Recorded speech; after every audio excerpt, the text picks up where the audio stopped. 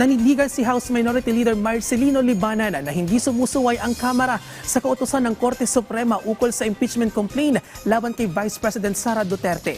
Pero tingin ng kongresista, maituturing na judicial amendment sa konstitusyon ang ginawa ng Korte. Si Mela Lesmora sa detalye.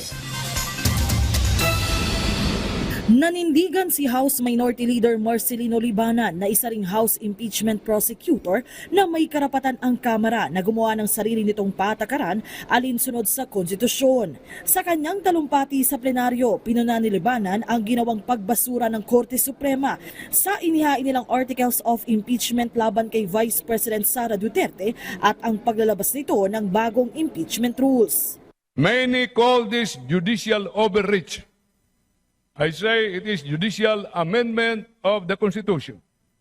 The right of the House to promulgate its own rules is clearly and plainly stated in our fundamental law. It is not for the Supreme Court to write rules and for the House to follow. Kabilang sa mga bagong patakarang kinukwestiyon ni Libanan ay ang deklarasyon ng Korte na dapat ay magbigay agad ang Kamara sa respondent ng kopya ng Articles of Impeachment. Gayon din ng mga ebidensya at payagan na sila'y sumagot bago pa man ang transmittal sa Senate.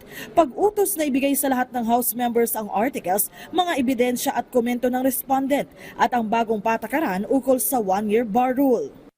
The judiciary has the vital role of interpreting laws, including the Constitution.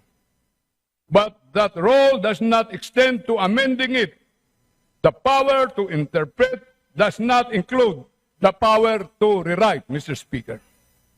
Yet, the decision effectively rewrote our impeachment rules, imposing requirements that are impractical, if not impossible, to fulfill. Sa ngayon, may nakabinbin ng motion for reconsideration ukol dito ang Kamara at umaasa si Libanan na maitatama pa rin ng Korte Suprema ang kanilang pasya.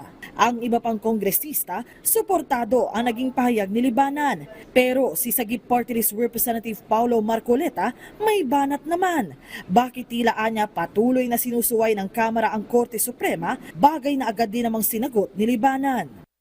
Are we being precluded to initiate impeachment complaints, or we're just being taught on how to file a correct impeachment complaint by complying with procedural steps? Bakit hindi lang naman po natin galingan?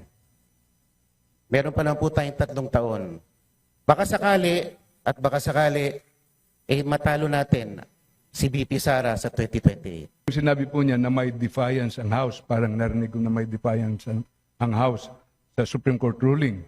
I beg to disagree, Honorable Marcoleta, with that statement. Wala pong defiance ang House of Representatives. May motion for reconsideration po tayo.